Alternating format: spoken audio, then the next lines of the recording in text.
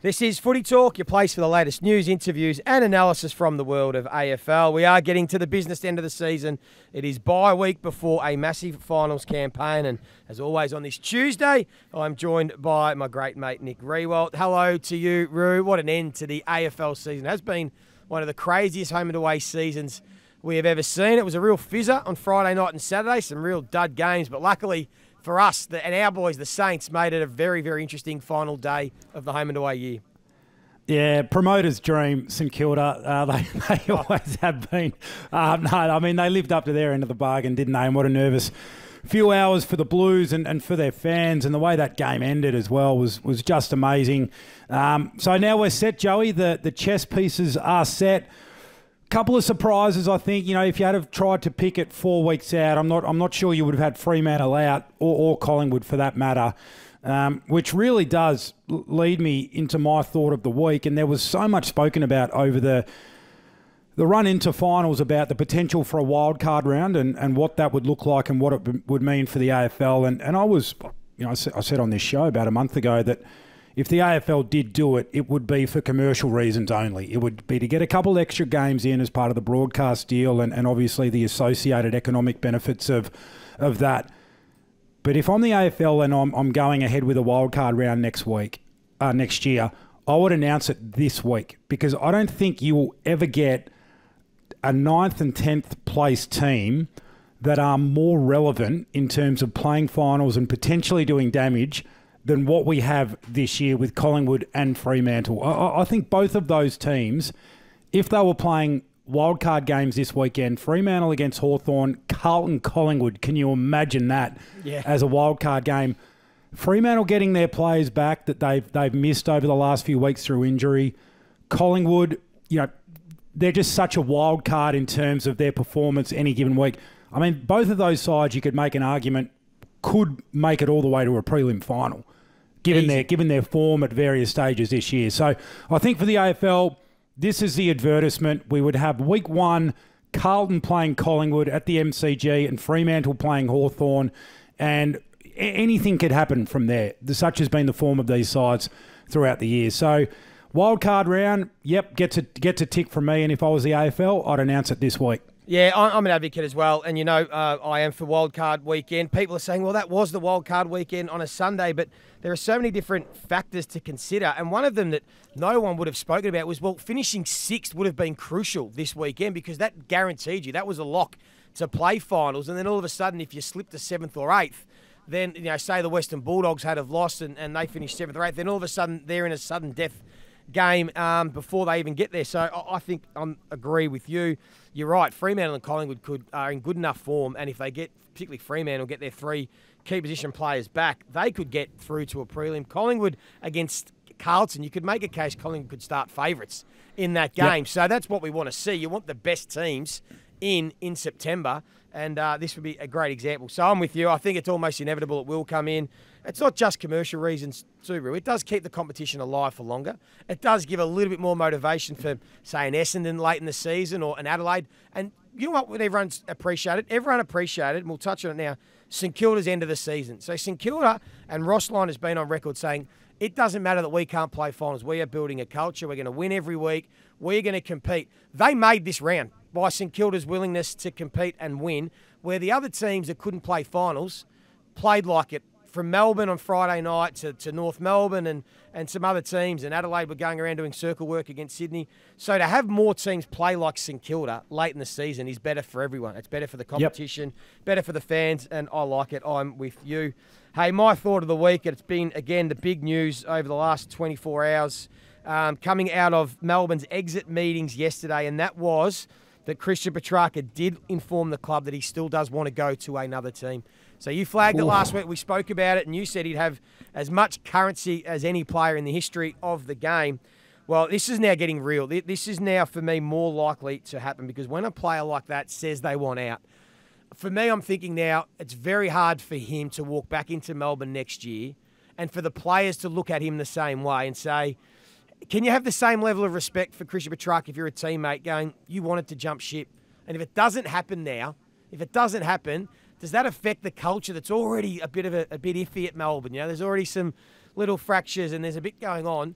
can Christian Petracca walk back in next year and still have the same level of respect from his teammates with them knowing that he wants out if that could happen? Oh, it's going to be incredibly difficult for him if Melbourne hold firm, because what did he do? He signed the massive deal of he's got 5 years to go. A year or two ago.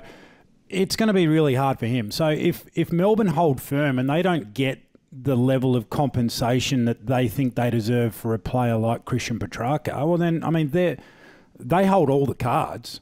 I mean, really, they can hold him to his contract. What's he going to do? He's not going to sit out. And if they force him to do that, do you take a risk? Well, you do. Is he fully invested? Yeah, well, I mean, I'm sure he will. I think he would come around. I think he would have no choice than to come around. I mean, you're not going to sit there and sulk your way through 5 years left on a contract, but clearly internally there has to be a bit of soul searching going on. I mean, we hear Max Gawn talk all the time about how there's no cultural issue at Melbourne. But here you have one of your best players who hasn't even been playing for the last 2-3 months, saying he dislikes the joint that much that he wants to get out so soon after winning a premiership. It boggles the mind. To me, I wonder. I really want to hear a little bit more as to the why, because it's either there is something really wrong and stinky at Melbourne, or there's something going on with Christian Petracca in terms of, has he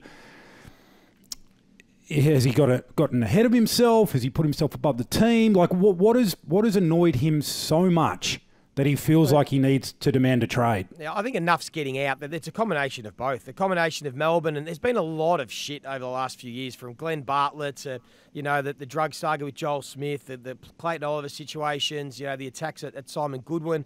I think all that's weighed on him. I think no doubt that he's looking at the mortality of Melbourne as a team and thinking, okay, are we still as competitive?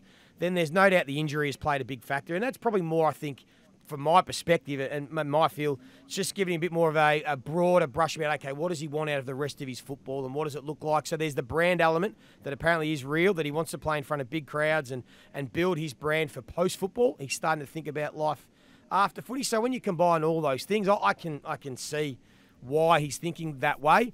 My point, though, now is if this is to happen, and Melbourne can say they don't want to trade him, but his manager now, Robbie DiRazio, is going to be the busiest man in Melbourne because he is the one, the player manager is the one that is going to have to try and orchestrate a deal that satisfies all parties. His first priority is to satisfy his client in Christian, but he has to satisfy Melbourne. So he's going to be the one that is going to be ringing the phones and seeing if Carlton are open to trading Harry Mackay or Tom De Koning as a starting point to get Christian Petracca in.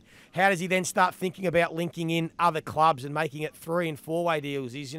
Is Max King potentially on the trade table for St Kilda if they're thinking that way? Is there a way that Hawthorn can get involved and all these sorts of things? So there's still a heap to play out, and that's why the feel is it's going to be still pretty unlikely because there's not too many options that will satisfy everyone. But just watch this space. It's going to be a big talking point all through September and October, Rooey, and it's probably not going away anytime soon.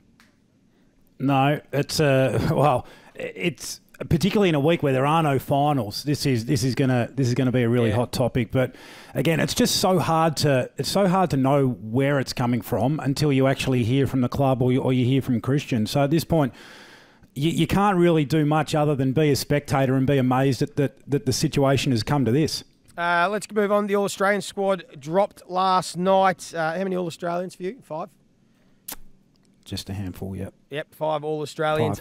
Squad came out last night. First thoughts always, everyone goes to the snubs. Who was snubbed? Yep. Who missed out? And let's be biased. Well, I mean, maybe I hadn't watched it closely enough, but Tom Green was one to me that I thought, the way people were talking about him throughout the year, that he would have been he would have been unlucky to have missed out. Bias hat on. I thought Rowan Marshall had a really good year. I thought Callum Wilkie had a really good year. I tend to watch those guys a little bit more tuning into Saints game, but a little bit surprised at those ones. Who were the ones that stood out for you from a snub point of view and also from an inclusion point of view? Yeah, I think without being biased, I do think Rowan Marshall was the unluckiest. I thought he's been sensational, and Callum Wilkie as well. I think both of them had sensational years and probably deserved to be in the squad. It's always hard. The surprises were probably Cam Rayner was the big one for me that made the squad in the end. You look across his season, he had a great hot 10-week patch. I presented something on him on Fox Footy throughout the year. He went through a patch of about 8 or 9 weeks where he was elite. But either side of that, his start and finish to the year was probably a slight surprise. Otherwise, it's pretty hard to knock anyone. I thought it was a pretty good squad. Everyone really deserved their place. It's going to be tough to pick a team. I'm going to have a crack at it during the week. But no, it's always good fun, the All-Australian side. And I think they've done a reasonably good job. No Adelaide and no Richmond players. If there was anyone for Richmond, I thought both Dan Riewoldt and Nick Vlosten had awesome seasons, but I can understand why. And Ben Keys is probably the stiffest one from the Adelaide Crows, because if you talk about Cam Rayner and you look at Ben Keys' numbers, his actually numbers are better than Cam Rayner's across the course of the whole season, if you're thinking about that high half-forward role. But otherwise, we'll wait and see that team to get selected in the coming weeks. What about the Saints, Roo? We've got to touch on them. Again, won 6 of their last 8 games. They finished 12th. It was impressive the way they finished the year, but is it always a positive to finish that well, or can it sometimes be a slight curse, and maybe a little bit like the Adelaide Crows, that you probably sometimes think you're closer than you are? How realistic is St Kilda with where they're at to be not just making finals, but being a team that can challenge for top 4 whenever that is?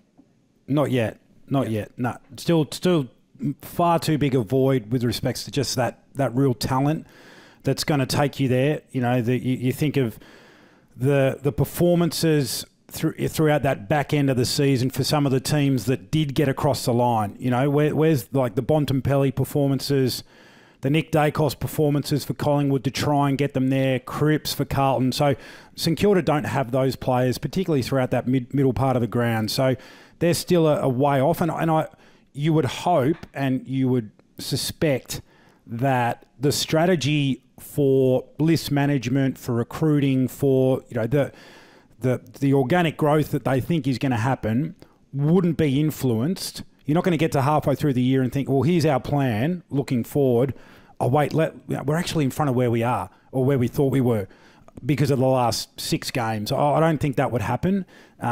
So, yeah, it is just a bonus. And I think it's a credit to the coaching, because we saw the opposite. We saw the way some teams really fell away dramatically late because there's nothing to play for. So hats off to the group for finding it in themselves when there wasn't that hook or that cherry to be chasing. Yeah, I think that's why we understand what Ross Lyon is going to do for this footy club, because he understands while they don't have the talent and he knows that they still need to get that, he's going to build a culture of we're going to win anywhere, anytime, the same mantra that he had with us, and build the culture, and then you add the talent on top of that, and that is going to be the secret to being any good team. All the teams that are top 4 right now have a combination of strong culture and strong talent. St Kilda are building the culture piece, and they'll continue to add the talent over years. But you're right, it's still a little bit away, but all you can do is win your final games. We'll do a deep dive on the games next week of the finals. But just quickly, which one are you most excited for early out of the 4 finals? Is it the Sydney Giants? Is it Port Adelaide hosting Geelong, the Bulldogs and the Hawks, or Brisbane Carlton, last year's prelim final matchup? It's hard to rank them. There's a story everywhere. I mean, it's a shame in a way that the Dogs have to play Hawthorn, because they're probably the 2 form teams of the competition. I think they get the best path towards a grand final. It's as good a look for those 2 teams, because whoever wins is most likely going to play Geelong next week, the week after, if they lose to Port. So they stay in Melbourne. Then they've just got to travel once in prelim week, and that's most likely going to be one of the Sydney teams. And then again, grand final day, they'll be at the MCG, probably against an interstate team.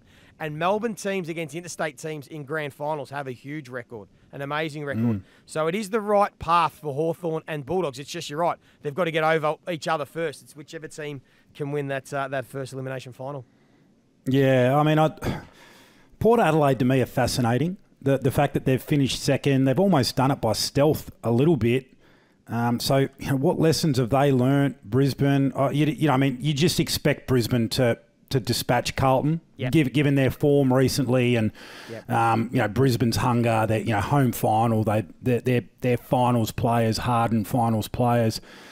I was just going to say, I had to pick one. Yep. Yeah, you go. No, don't go who you're picking. I was just trying to stall. For me, Port Adelaide Geelong. I think that's the game I'm most excited to check out. Just to see whether who's real out of those 2 teams. was going to mention Port Adelaide. It feels like everyone's still got that perception and the bias about their previous finals records. And is that fair? Because my job as an analyst, I try and take our perceptions and just look at reality. And the reality is they've won 8 of their last 9 games and their profile's in great shape. Maybe it's just they are sneaking up on everyone because no one can get out of their heads their previous finals performances. But I'll tell you what, I think they are in it up to their eyeballs. I've got them making the grand final. By the way, their previous finals performances, to me, there's only one. Yeah, the Richmond prelim was awesome. Yeah, they were brilliant, and that Richmond team was special.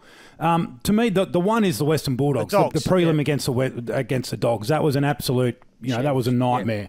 But outside of that, I think they've been pretty solid. Yep. No, it's going to be a great final series. We'll dive more into that next week. We will take a break. We wanted to get into real talk, shit talk after this, but if you are listening on Spotify, make sure you hit the bell to be notified when we drop a new episode. You are listening to Footy Talk. If you do have a question for us, make sure you jump on Instagram and hit us up at footytalk_pod or on TikTok at Footy Talk Pod. Here with Nick Riewoldt, we like to play a bit of real talk, shit talk, some statements and comments that have been bandied around and give our views on them. The first one, Roo, I'm interested in your take as a leader and a strong leader at that as your time as St Kilda captain. Was it fair how the Adelaide Crows handled Josh Rochelle after the showdown? It was harsh, but it was fair. Yeah, I think it was fair. I mean, ideally, you don't do it in the last game of the season because you give the kid a chance to redeem himself, to go away, eat a little bit of humble pie, and then come back into the side and acquiesce to the team's rules and the team's standards. Instead, he gets to spend an entire off-season sweating, and that might motivate him in a really strong way. You certainly hope that would be the case, and not that he would that he would crack the shits and ask for a trade or something like that, which I don't, it doesn't sound like he's going to do. So well done to him. But yeah, ideally you handle it a little bit earlier in the season. Yep. Then you wrap your arms around him and bring him with you on the journey. But yeah, I mean, Matty Nicks has got to do what Matty Nicks thinks is best for the team, and if it was a better late than never type situation, well then yeah, I support them dropping. I support them dropping him. You'd suggest there was probably a little bit of pressure from some players too for it to go down like that. One for you, Joey. We're about a month away from the best Brownlow count in recent memory. Yeah, that's real talk, Rooey. I think this will be one of the greatest Brownlow counts we've had in recent times. When you think about what is at stake, like Lachie Neale is in this up to his eyeballs to win a 3rd Brownlow medal. Like, we're talking rarefied air for Lachie Neale. And if it wasn't for Paddy Cripps getting off at appeal, he could be going for his 4th Brownlow. So that's there. Then you've got the Nick Dacos factor, who's going to be, we're going to know right there at the end. And he's going to win how many, we don't know yet. But for Nick Dacos to win his first Brownlow will be special. Bontempelli's in there this count. Everyone wants to see Bont win a Brownlow. I've got a gut feel he's going to finish 2nd or 3rd or 4th again. I think he'll just fall short, but that's going to be a massive storyline. Then you've got Cripps, who everyone's going to root for. He's sort of the people's champ to go and win his 2nd Brownlow. And then there's always going to be that little Isaac Heaney asterisk that's going to be floating around at Brownlow night. How close does Heaney get? He's going to be well in front early. Like, the asterisk is always interesting because you don't want him to poll the most votes and not be able to collect the award. So I think this will be the best Brownlow count we've seen in about, I'm going to say 35 years, just to pluck a number. Whoa. Hey, one more for you. Carlton should roll the dice and make Sam Doherty the sub for the first final. Shit talk. Whoa. Easy answer. Okay. Shit talk. No, you can't. It's not fair on him. Not fair on the team. I mean, the team's worked so hard to get there, and I know he's worked so hard as an individual to get back, but too big a risk. I just think it puts an enormous amount of pressure on him. And these are the games. You've got to take rock hard fit players in. It's going to be, it's a final. It's going to be red hot. So, I think that's an easy decision, and I'd expect the Blues to get out in front of that one to sort of put that to bed early in the week so there's no distraction. Last one for you, Joey, before we wrap it up. The story of the year is the Coleman Medal winner, Jesse Hogan. Yeah, I think this is real talk, Rooey. I think it's been remarkable what he's been able to do. 29 years of age, his 3rd club. His football career was basically shot. It was almost done. Once he left Fremantle, he was in a bad way. The Giants took a punt on him, and credit to Jesse Hogan for the perseverance and resilience to turn his career and his football around where he was a top 5 player in the comp this year. By far the best key forward in the competition, and he's leading his side into the finals and hopefully getting to grand final day. It's been amazing. Well done to him, the Coleman medalist. It has been a terrific story. Hey, that's all we have time for, Rooey. We'll be back to do it again next Tuesday. Tomorrow, though, stick with us. Abby Holmes will be in with Jack Heverin, and they're going to have Nathan Broad. I'm tipping he'll be a bit dusty, Nathan Broad, with the Mad Monday celebrations for the Tigers, but he will be in. That'll be great to chat to him. But until then, enjoy your Tuesday. Thanks for watching Footy Talk. Subscribe to the channel to watch myself and Rooey every Tuesday.